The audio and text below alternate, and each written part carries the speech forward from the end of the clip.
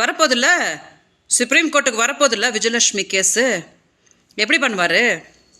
விஜயலட்சுமிக்கு வழக்கறிஞர் கிடையாது, அதனால இந்த கேஸு தானாக வந்து சுப்ரீம் கோர்ட்டில் டிஸ்மிஸ் ஆகி போயிடும் அப்படின்னு தான் சீமான் கணக்கு போட்டார்.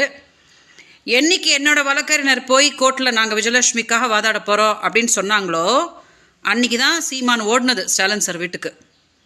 1000 தான் இருந்தாலும் நம்மெல்லாம் பங்காளிங்க, உங்கள் எதிரியை நான் பார்த்துக்கிற விஜயை நல்லா அடிக்கிறேன், என்னைய கொஞ்சம் பார்த்து அடிங்க சுப்ரீம் கோர்ட்டில் அப்படின்னு போய் பம்பியிருப்பான். இது கூட உங்களுக்கு தெரியலையா? 14 வருஷத்துக்கு முன்னாடி இந்த மாதிரி ஒரு அவஸ்தை வந்தப்போ தான் போய் அம்மா ஜெயலலிதாட்ட விழுந்து மான மரியாதைலாம் விட்டு நான் தெருவா போய் அவங்களுக்காக பிரச்சாரம் பண்ணுறேன், இலை மலர்ந்தால் ஈழம் மலரும் அப்படின்னு நான் சொல்கிறேன் அப்படின்னு. இன்னைக்கு வரைக்கும் அந்த ஈழம்ன்றது மலரவே இல்லை. இதை யாரும் சீமான் கிட்ட கேட்டதே இல்லை. ஸோ சீமான் என்ன தெரியுமா, விஜயலட்சுமியை கூட்டிகிட்டு வந்தது திமுக அப்படின்னு மேடையாக சொல்கிறானா. அப்போ ஸ்டாலின் சார் வீட்டில் போய் உக்காடுறானா. விஜயலட்சுமிக்கு 50,000 ரூபாய் நான் கொடுத்த மாதம் அப்படின்னு ஒத்துக்கிறானா.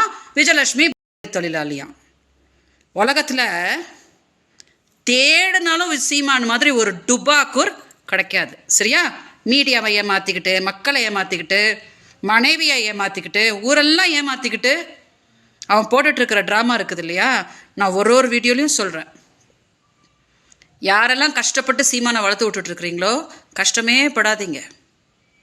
இந்த மரங்களுக்கு மாநாடு, மாடுங்களுக்கு மாநாடு பண்ணி இவன் என்ன மாநாடு போட்டாலும் என்னோட கண்ணீர் இவனை நல்லா இருக்க விடவே விடாது.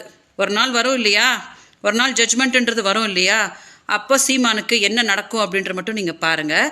இந்த கேள்வி எல்லாரும் கேட்குறீங்க இல்லையா, ஏன் ஸ்டாலின் சாரை பார்த்துட்டு வந்தப்பறம் சீமானு இப்போ விஜயை ரொம்ப ஆமாம் சொல்லியிருப்பான், நான் உங்கள் எதிரியை நல்லா அடிக்கிறேன், என்னையை நீங்கள் ரொம்ப அடிச்சிடாதீங்க, கொஞ்சம் பார்த்து பண்ணுங்கள் விஜயலட்சுமி வழக்கில் அப்படின்னு சொல்லியிருப்பான். இதான் நடந்திருக்கு. ஓகே, வணக்கம்.